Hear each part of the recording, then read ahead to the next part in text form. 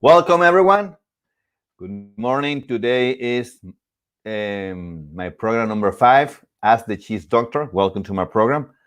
We are broadcasting simultaneously through YouTube, Facebook, and Instagram. So, this is the English version of the program. I just did the Spanish version 1 hour ago. And well, the idea is that you learn how to make cheese. Today, we're going to speak about blue cheeses.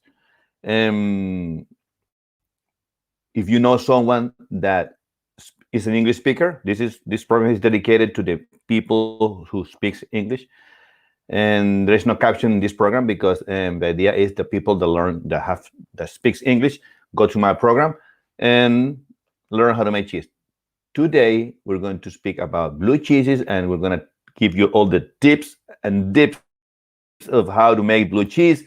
This topic is very long, so today we're going to speak about the blue cheeses, what type of blue cheeses do we have in the market, what type of bacteria are we going to use, what is the bacteria that produce this blue stuff inside the cheese, how it's done, and the idea is to teach you how to make blue cheeses because um, blue cheeses are very good. I love them, and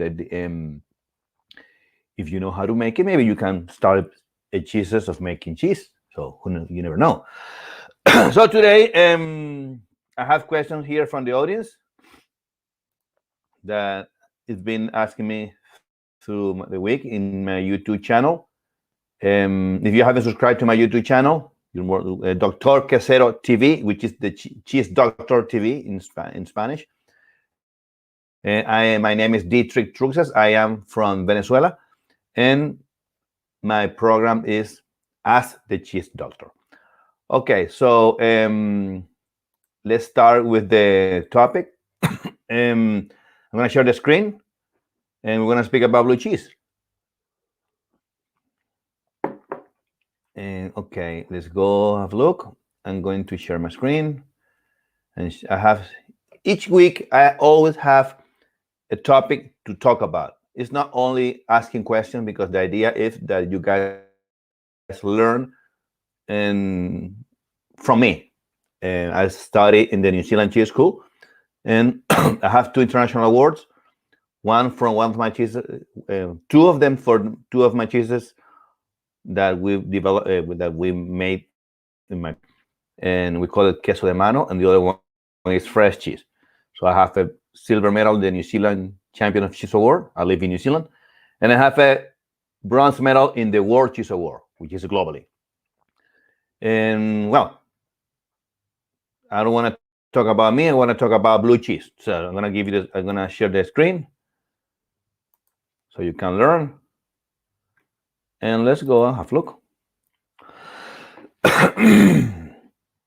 As I said, if you are an English speaker and know someone who speaks English, let them know that I exist. So every week I am here talking about cheeses. Okay, let's go. Okie dokie. Let's go for the first one.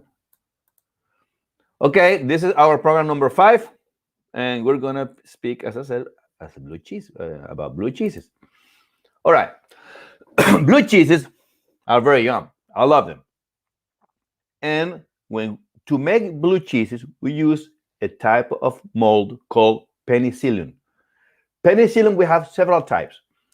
There is the common found in your kitchen, which is the Penicillium aspergillus. But to make this type of cheeses, to make blue cheeses, we use a mold called Penicillium roqueforti. And this roqueforti word comes from the French version Roquefort cheese.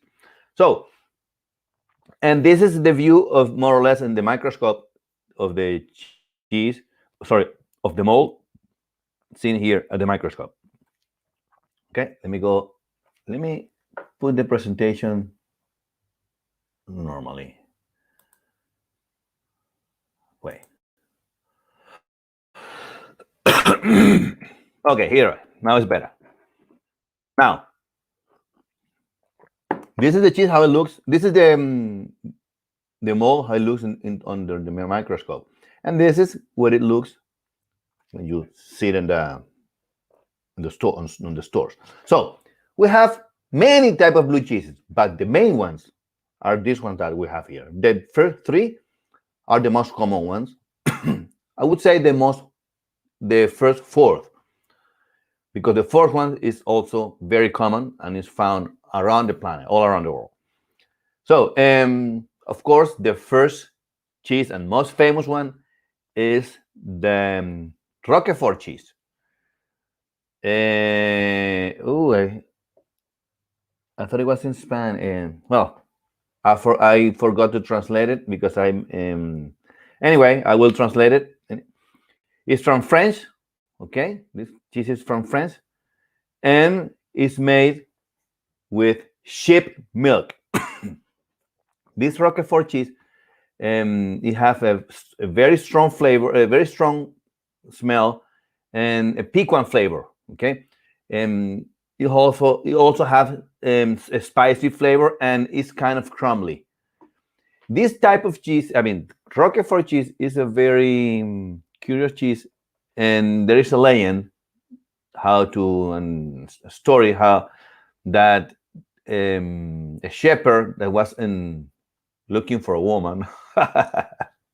He was with a woman, and he had his lunch, and in the lunch he had a piece of cheese, and then he just stopped watching the sheep and the herds and stuff, and he started going with the lady. He forgot about the cheese. Then he came back 1 month after, and he saw the cheese all covered with mold. And this is the story. And he was very hungry, and he tried the cheese, tested, and the flavor was really piquant and very good. And well, the rest is history. And this is one of the legends that how the cheese was developed. Okay, all these type of cheeses, more or less, they taste the same. Of course, depending of the area that the cheese is made, they have what they call DOP. DOP denomination, which is denomination of origin. It depends on the area. And for example, Roquefort cheese can be called Roquefort only in France because it's made in the village of Roquefort. We can call Roquefort cheese here in New Zealand because it's not made in Roquefortville village. So this type of cheeses have, as I said, denomination of origin. Any type of cheese that resembles Roquefort is only Roquefort style cheese. It's not a Roquefort. It's genuine. It's a Roquefort style cheese. The same with the rest of the cheeses. The Stilton is the same. It's made from England and it's made with cow's milk. The flavor, the smells more or less the same. Piquant flavor is like spotted. The cheese is spotted, and it's softer. Stilton is softer and creamy, a little bit creamier. Okay, so we have also Gorgonzola. Gorgonzola is a cheese made from Italy. It also has DOP denomination. It's made with cow's milk. The smell is more or less the same. It's very strong. It has a creamy texture. Sorry. The color is creamy. It's not white. It's a little bit cream. Piquant flavor. It has a piquant flavor, and it has irregular holes inside. Okay. And the blue cheese is very common one. It's the blue that you find in the supermarket, and it's not very. I mean, it's not very complicated to make. And it's made in USA, in France, and Denmark, Argentina, but they are made with cow's milk. The cheese has a white color. It's creamy, as I said, strong. It has a strong smell, piquant flavor, and it's also crumbly. We have also Another cheeses like Micela from Denmark, Cabrales. Cabrales is a Spanish cheese, but it's a blue cheese as well. From Spain. Sanogur is from French. And then also we have mixtures of cheeses. We have cheddar, which is from England, but the cheesemakers over there, they put the mold into the cheese and they create a cheddar blue. So based on this criteria, you can find, for example, camembert with blue cheese. You can find, or maybe camembert with a little bit more cream. So it's a creamy blue camembert or a creamy blue cheese, a creamy blue, creamy blue cheese. And this is where the art comes into action. Is your criteria if you want to use blue mold in your cheeses just to give the personal touch. Anyway, this type of mold is floating on the air. So you have to be very careful because this mold is very hard to kill, and you have to have really clean environments and sanitized environment to avoid getting cross-contaminated with this cheese, because this cheese, with this mold, because this mold is very hard to kill. It the range of pH that this mold can grow perfectly is between 3 and 10.5. But I will go. I will explain this later in the next screen. Okay. So just to have a look how these cheeses looks. Maybe you don't know them. Roquefort is this one. Okay. I couldn't find this another photo because these photos have royalty free and free attribution, so I don't need to mention the source. The Stilton one, as I said, is this one. And Gorgonzola. I love Gorgonzola. My wife loves Gorgonzola. The Gorgonzola is really creamy and a lot of mold inside, and it melts into the palate. So I reckon I use, because I remember translating this. Let me find the other presentation, because this presentation is not the one that I had. The presentation that I had, I know, yes, this is this one. Yes, sorry, I didn't translate the first two slides. Anyway,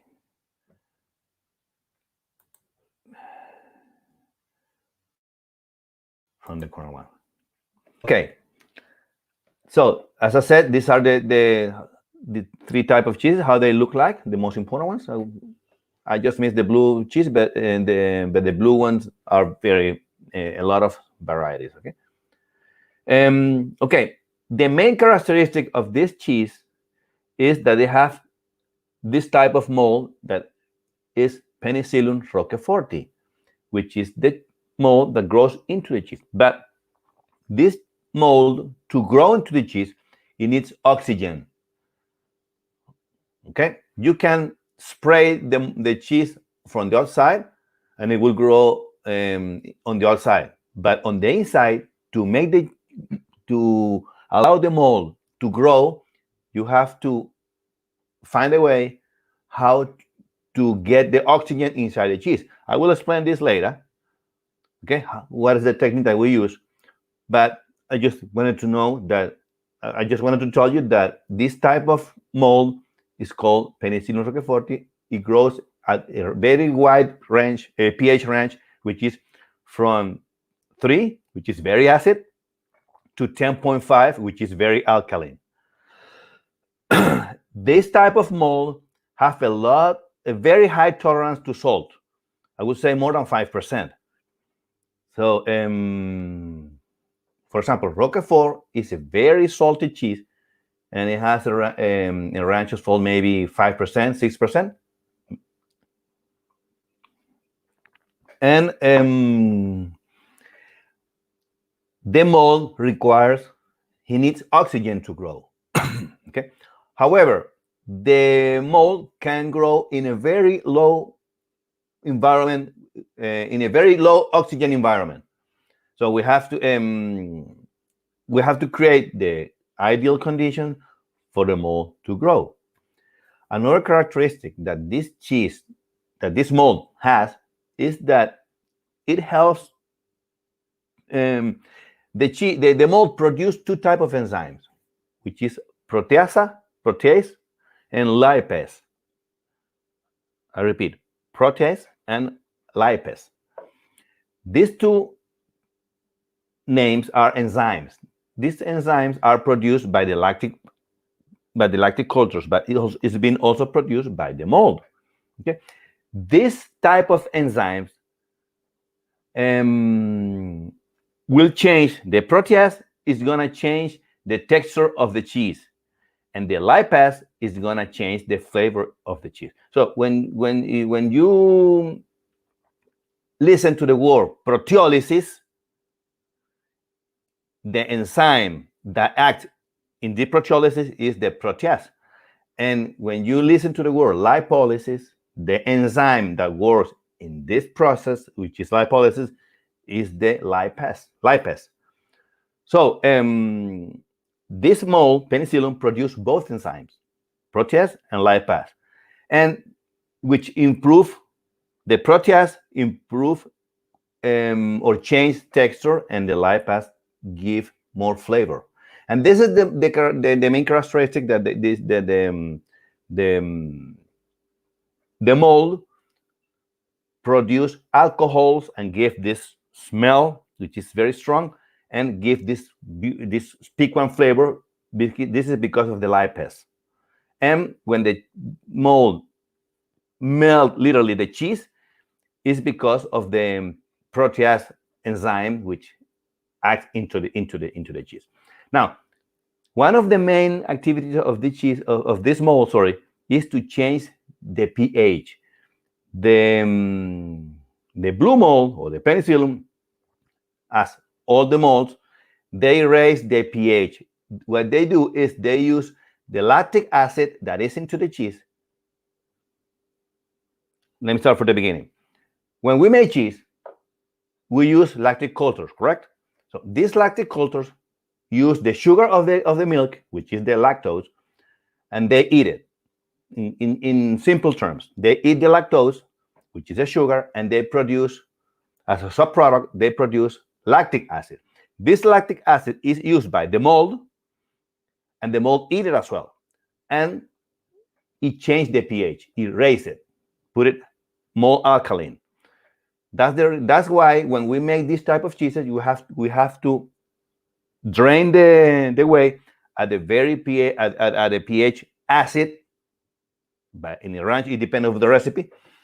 And this acidity will be used by the mold. The pH will raise, and the mold will change the texture and the flavor of the cheese. This is how the process, more or less, in general terms.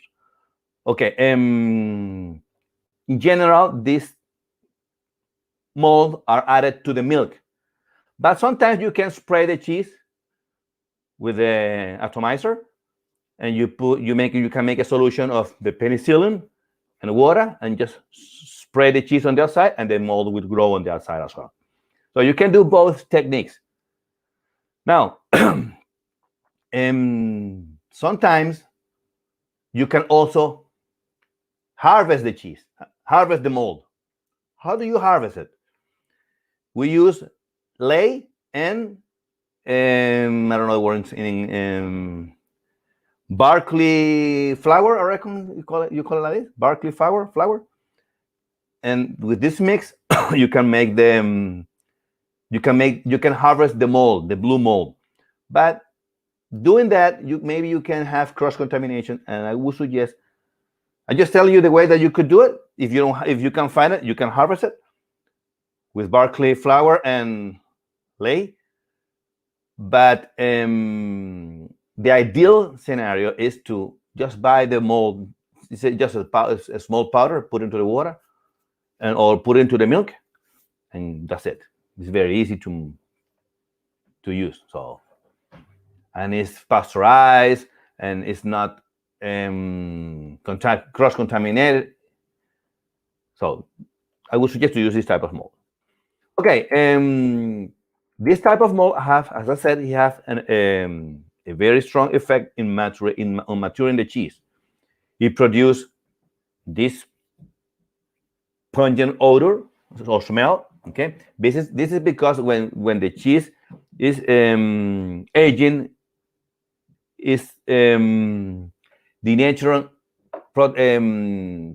proteins and fat, and they produce alcohol, and this alcohol produces odors. Okay, and as I said, the mold helps with the protease and produce protease and lipase, which are enzymes, and they change the texture of the cheese and the flavor. Okay, now I'm speaking about the theory of how the process happens, but now you have to know how to find these molds.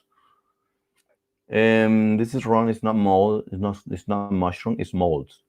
Okay, they always come in chains. So when you go to the store to buy Penicillin roqueforti, you have to buy it with this code here: PRB6, PRB18, PA, and I'm going to explain you how they are.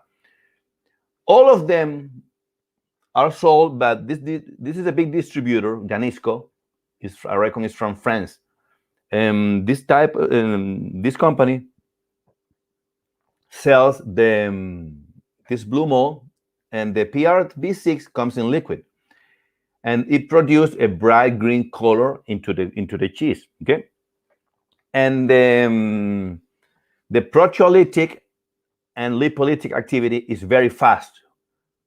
It's fast in the proteolytic, but it's medium in the lipolytic activity. Okay, the lipolytic activity of the PRBC is medium, but the proteolytic activity is very fast. So sometimes we use this type of mold to make Stilton and Blue d'Auvergne. Okay, this is a French cheese, but you can also use it for any type of for every blue cheese that you want to make. If this is the one that you use, I mean, just to start, you can use any one of them. Try to buy the cheapest. So anyway, we have another type of mold, which is the PRB18. Also comes from Danisco. It's liquid, and it gives a soft blue color. The first one used to give a bright green color. This one give a soft blue color, and it grows slowly into the cheese. His proteolytic activity is soft, but the lipolytic activity is very strong. So, and we use it in blue cheeses with goat milk.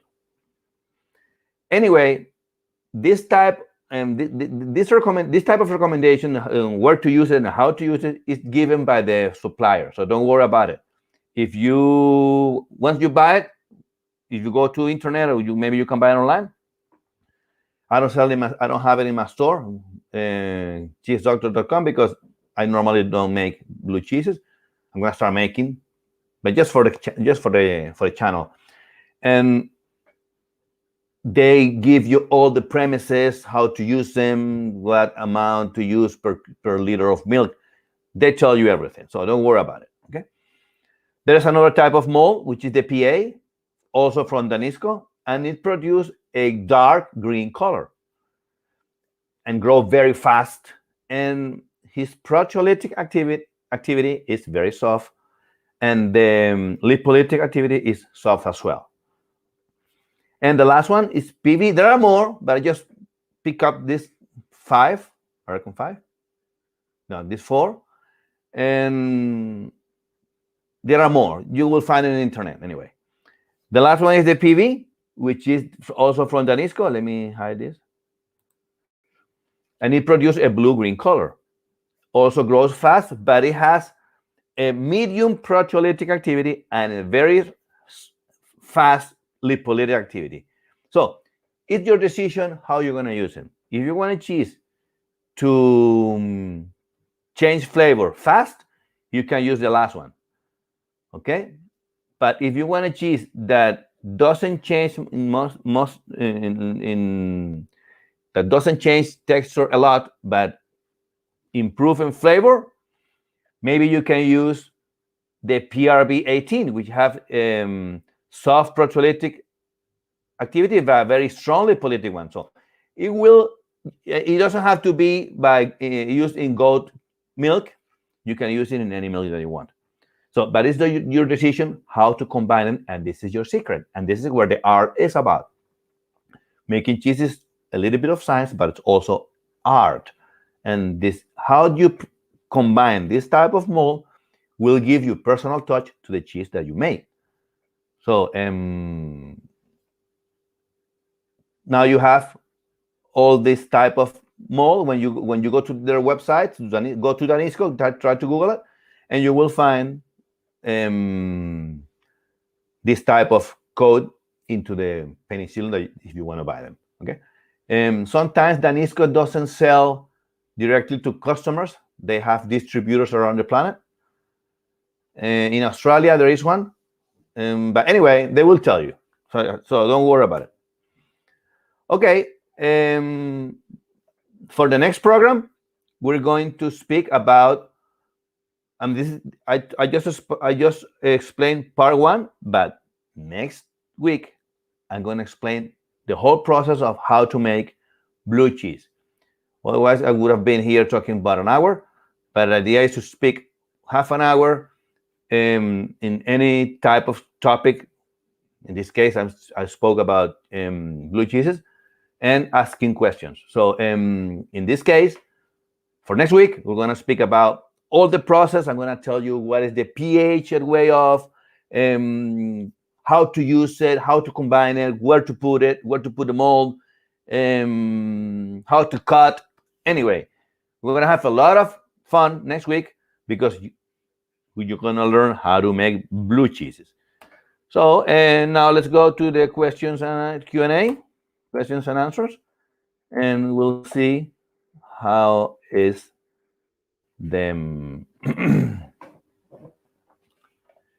how will be them. Let me go here. Let me get out of here. Okay, here we are. Now let's go with the questions.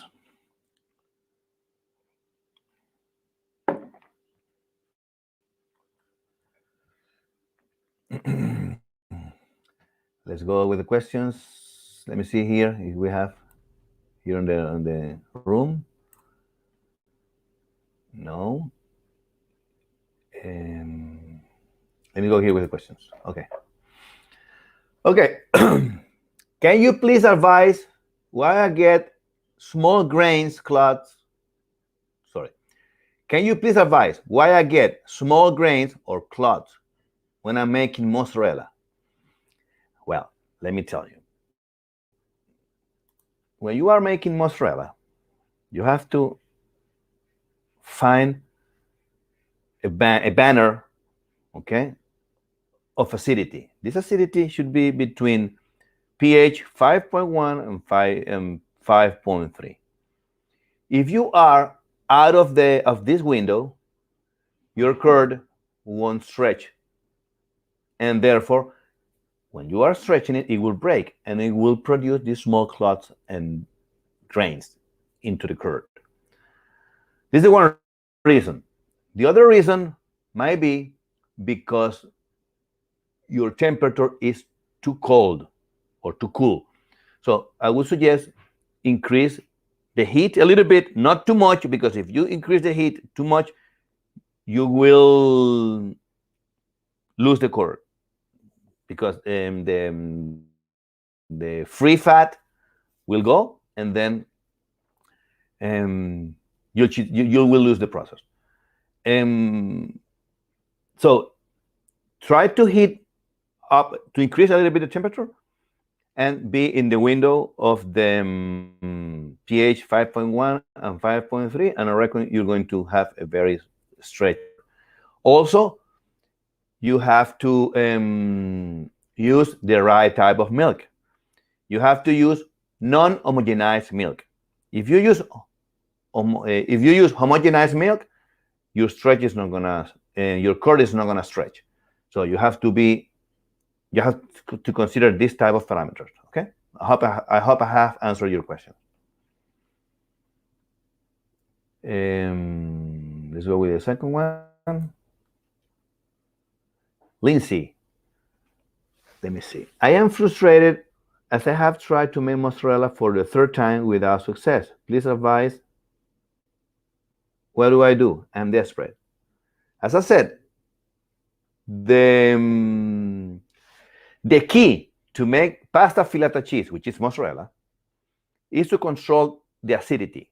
If you are out of the window of pH 5.1 or 5.3, the cheese won't stretch.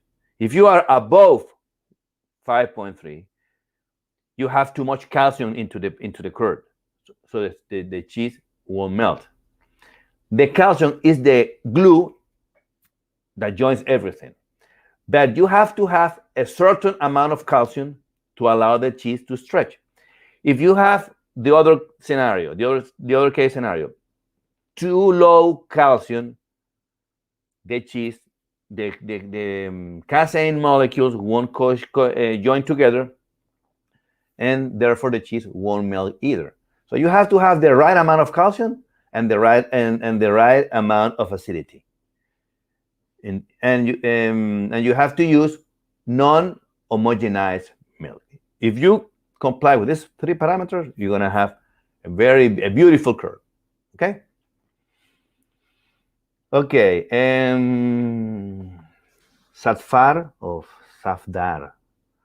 I'm frustrated over waxing cheese that has yet to form eyes. And when the eyes form, the wax split, requiring attention. Yeah, that's true. Can you please tell me what to do? Okay, look. The thing is that when Safdar, when you are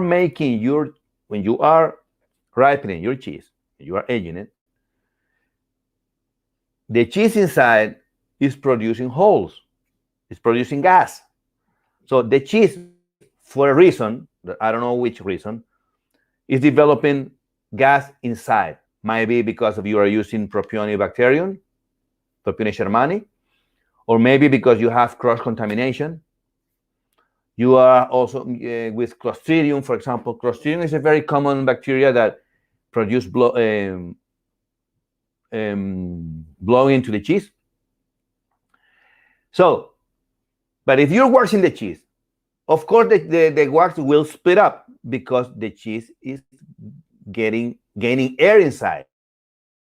It's producing air, and the cheese is growing, and therefore the wax that is on the outside is stretching, and the wax will the wax will split.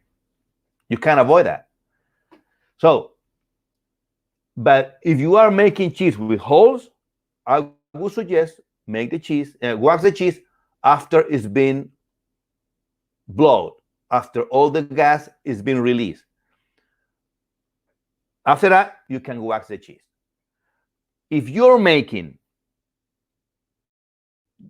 cheese without holes, but it's getting holes, you have a sanitizing problem. So you have to get rid of the problem of the sanitizing problem first, so the cheese don't produce gas. For example, if you're making cheddar has a closed texture, which means it doesn't have holes. So if you're making cheddar and you're waxing it, and the cheddar is producing gas on the inside, you have a problem. You have a cross-contamination. So you have to get rid of the cross-contamination problem first, and then one problem will solve the other one.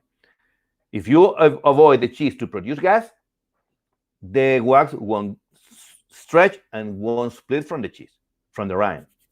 So it will depend on the type of cheese that you make. If you're making Gouda, or if you're making Edam, which are cheeses with holes, or Maasdam, you have first, I would suggest, let the cheese to develop the holes and then wax it, not before. And to do that, you can vacuum pack it. if you the idea of the mold, sorry, the idea of the wax is to preserve moisture. So if you want your cheese to preserve moisture, vacuum pack it instead of waxing it, and then after that, because waxing is also make the cheese beautiful. So once the cheese has produced all the holes, take the vacuum pack out and wax it up. Dry it, of course. When you vacuum pack the cheese, it won't produce rind. So make sure first at the beginning the rind is dry. And then once the rind is dry, vacuum pack it. In this way, you can protect the rind, and then the plastic of the vacuum of the bag won't affect on the rind, and the rind will protect the cheese and the moisture as well. So vacuum pack it so the cheese develop all the holes and release all the gas that it's going to release. And after that, when there is no more gas, cut them up and wax it. You won't have this problem. You will solve the problem. Okay? Okay. Let's go with another one. When pressing the cheese, it does not questionate. Alistair. And the surface of the cheese looks irregular and not smooth. Why is that? When you press the cheese, if the curd doesn't questionate and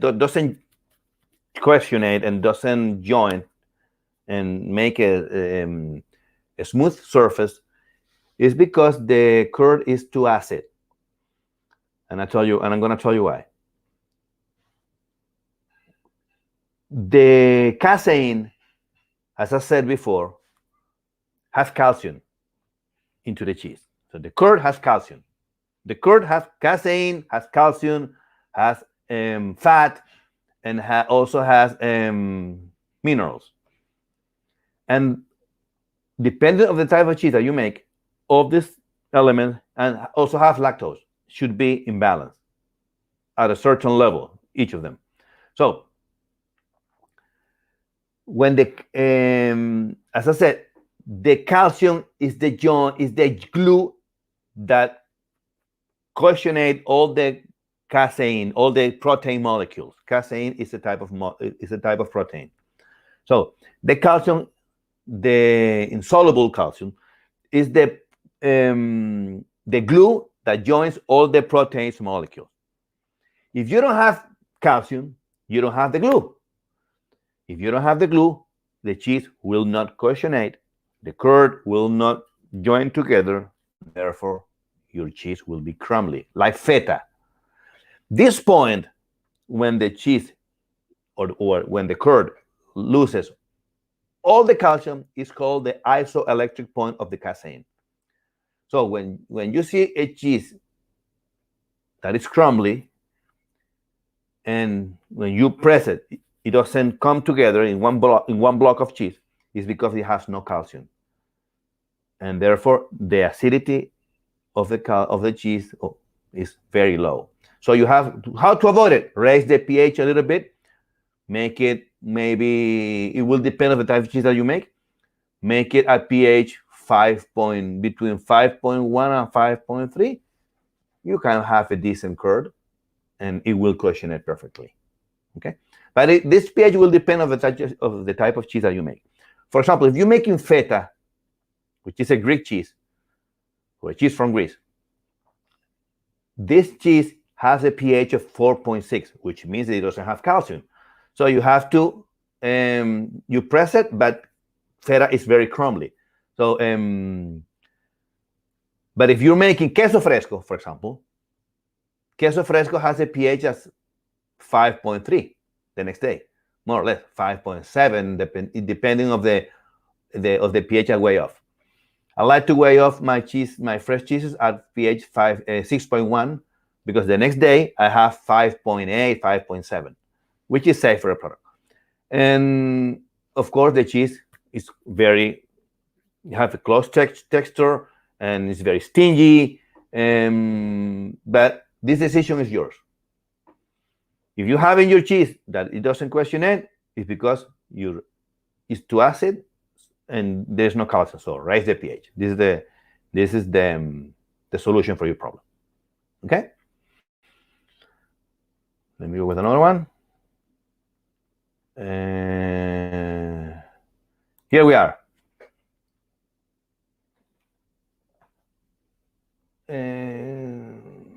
I made fumé d'Ambert, and it has been in a humidity box for 2 weeks and has grown good blue mold. All right, that's good. I took it out.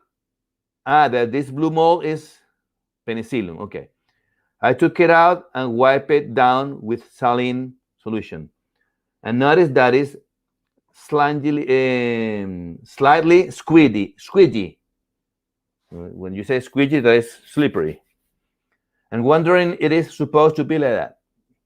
Well, I don't know very well which is the Fumé d'Ambert, but when the cheese becomes squidgy, it's because it's too moisture. It has too much moisture. So you have to, when you clean the cheese with saline solution, try to put it on the air so it can get dry. Or put it into the fridge. Maybe you have to if it is becoming squidgy, it's because it has too much moisture. So you have to lower the level of moisture. How? You can put it into the fridge in cold, or let it on the air so it can get dry after cleaning, and it should be all right. Okay. I remember I was aging my cheddar cheese, and I had it into the container closed, and it was becoming squidgy. So I took it out, took the lid off, let it air, and then the rind dries up, and then I put it into the fridge. And the squidgy texture just disappeared because the rind dried up. So you have to, it should be normal. And sometimes when the rind looks like this, it smells like ammoniac. So you have to, because they are producing alcohols and stuff, so you have to let it dry a little bit, and the squidgy texture should disappear. Okay. Let me see. Another. Okay. I am thinking of adding meat flavoring powder. meat flavoring powder to my cheese. Okay. Is it safe? Well, it depends on the of the flour of the powder. If the powder you made it yourself, okay, you just crushed it and you have to pasteurize this powder. If you bought it into the supermarket or sometimes the store sells bacon powder made from bacon, but this type of products are pasteurized and they are very safe because all the bacteria is being killed. But if you are using meat powder from the stores as well, should be pasteurized and it should be safe. But if you're making it yourself, be careful because you can have salmonella or listeria, which is dangerous for your health. So be careful when you're using it. Of course, you can use it if the source is reliable. If the source of the product is reliable, you can use it. But if you don't know the source and if someone bought you this powder because he just made it himself, I would suggest don't use it because you don't know what might be happening on this factory, maybe they crush it by hand, and they don't have all the sanitizing procedures in place or protocols. So be careful. Okay, but if they are pasteurized and you bought them to the supermarket or any store that sells this type of product, you should be all right. Okay, John. If the curd start to separate during drying and crack develop, will this foster mold during aging? The answer is yes. When you are aging the cheese and it's breaking apart, it's cracking, it might be for several reasons. Maybe it's blowing in the inside. And if it is blowing on the inside, you might have a problem of a contamination problem. Okay? You can have Clostridium, for example. Or, but once the cheese crack, you have an open window for anything, not only mold. It can be also acarus. Acarus are bugs, cheese acarus. They are bugs that grows into the rind, and they literally eat the rind. So you have to be careful. You can use. I would suggest if you have the rind or your cheese is cracking, I would suggest vacuum pack it. Okay, so it doesn't, because it's getting dry too much. Vacuum pack it. But first before vacuum packing it, just clean it with a vinegar solution or maybe a salty solution, a brine solution at 20%. Clean it and then vacuum pack it. And you shouldn't have, the cheese won't lose humidity or won't lose moisture, and you should be all right.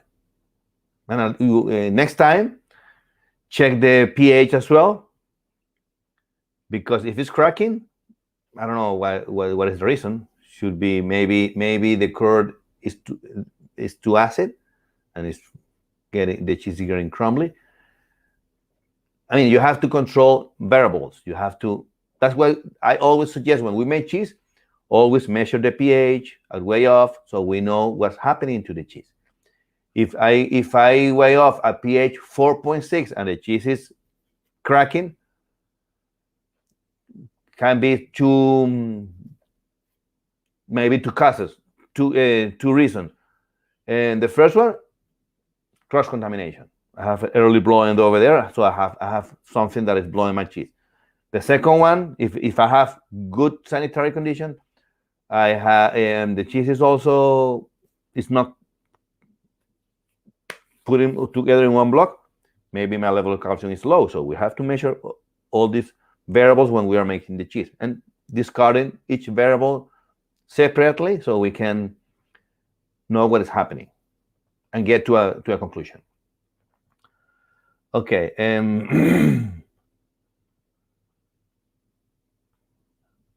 How do you test the quality of raw milk? Amir, how do you test the quality of raw milk? Because some people add water to increase the amount, and some people add dry milk and homogenized milk. Well, look, to make cheese, if you're using raw milk, and this is the only source that you have, the first thing, if you are in your kitchen or in your plant, the first thing that you need to do is check the acidity of the milk. When we make cheese, we have to use the milk as fresh as possible, and the pH of the milk, of the fresh milk, is around 7, 6.8, 6.7. Okay, so if the milk is from 6.7 upwards, the milk is fresh. Okay, no more than 7. I don't remember measuring the pH at 7 of milk. Even when I buy from the store, because I buy pasteurized milk, my pH is 6.7. So I would suggest 6.7, 6.8, no more than that. It will tell you that the milk is fresh. If you buy a milk that has a pH 6.1, your milk is not fresh. It's been ripened for a while, so it's not good to make cheese. Okay, so this is one small technique that you can use. There are also another type of ways to measure if you measure the titratable acidity with instruments and stuff. There's also an instrument that measure fat, but it costs a lot of money. It costs about $3 or $4 grand. So the cheapest way to do it is to measure the pH with the pH meter, and it will tell you if the. My suggestion: each time measure the pH, and just in case, pasteurize the milk. Don't use raw milk unless you're gonna make aged cheeses. But if you're gonna make fresh cheeses, don't use fresh raw milk, because you might have problems. You can have listeria in the milk. You can have salmonella and E. coli as well. You can have E. coli if the milk is raw. The flies goes around the farm. They step on the doo-doo, okay? And they will also step on the milk or in any equipment, maybe into a mold, whatever. And once they just step into the mold is contaminated. When you put the milk, it will reproduce, because we're talking bacteria. These are bacteria, so you have to be careful, okay? My advice: pasteurize. Always pasteurize your milk, unless you're doing, as I said, ripened cheese, aged cheeses. And if you're using raw milk, you only can taste the cheese after 2 months, not before, because in this time frame, in 2 months, all the lactose will go, and all the moisture and the pathogens won't reproduce, or they die. I mean, okay. This is when after 2 months is when the sanitary authorities have established that the cheese is safe if you're using raw milk. Okay, Linda, can I age a camembert in a hard cheese cave without causing too much trouble? Yes, you can, but you shouldn't. Look, Linda, the idea is, when you are making, if you have a cave for cheddar, be careful that when you are aging your cheddar, doesn't get exposed with the white mold of your camembert. So I would suggest putting each cheese into, I would call them subchambers, which is another container, and so the mold will grow in this closed compartment and won't affect your cave. If you are making a lot of camembert, 15, 20 pieces of camembert at the same time, and you have cheddar also in your chamber because your chamber is big, I would suggest not to do that, because if you put them together, they will mix. The mold will pass from one cheese to the other. But if you're making small amounts, don't worry. Put it in a small container so the mold doesn't pass to the cheddar. If you are aging big amounts of camembert, have one chamber or one cave for camembert and one cave for cheddar. This is the best way to do it. Okay.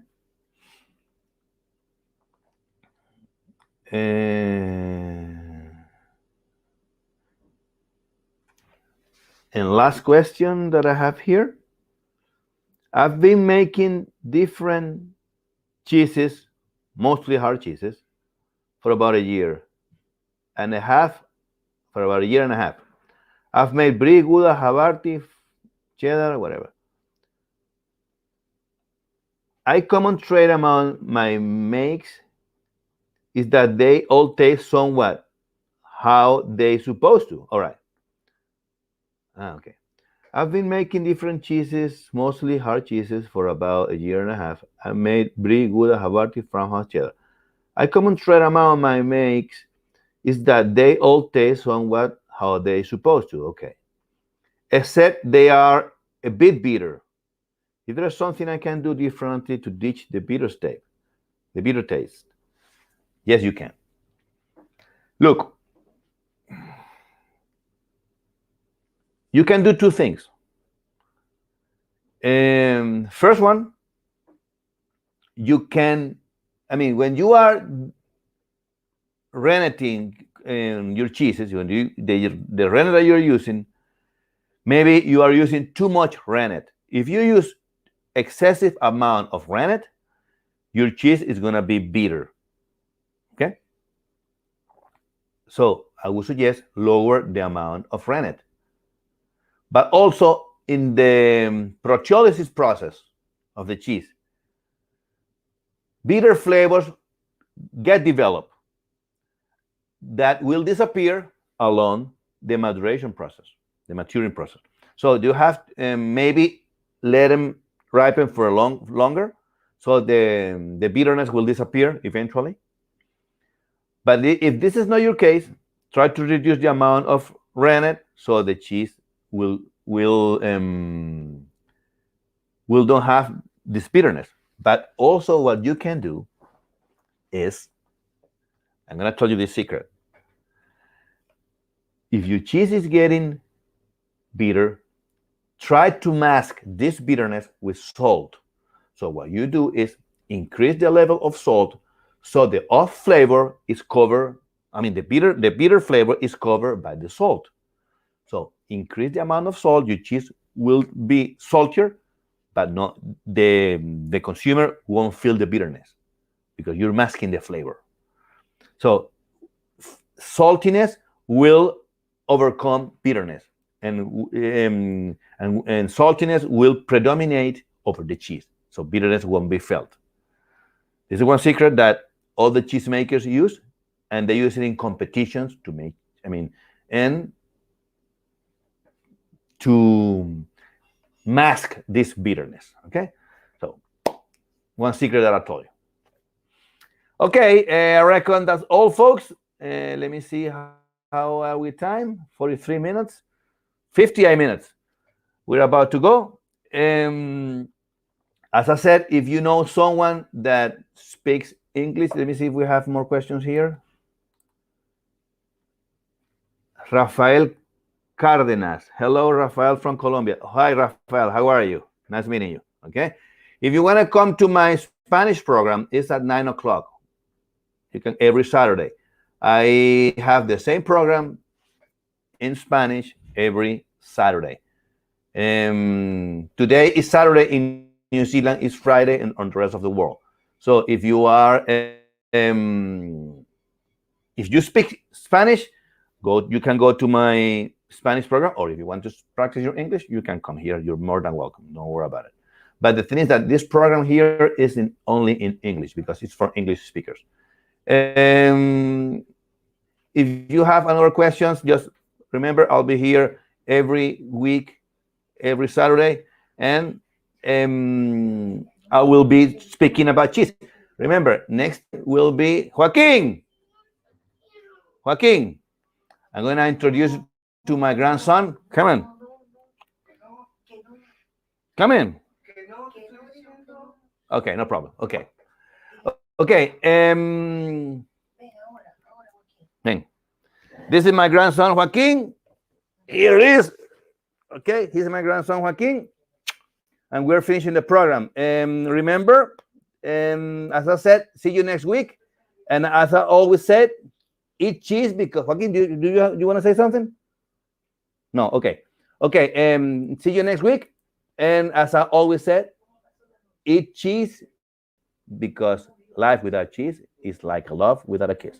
See you next week, okay?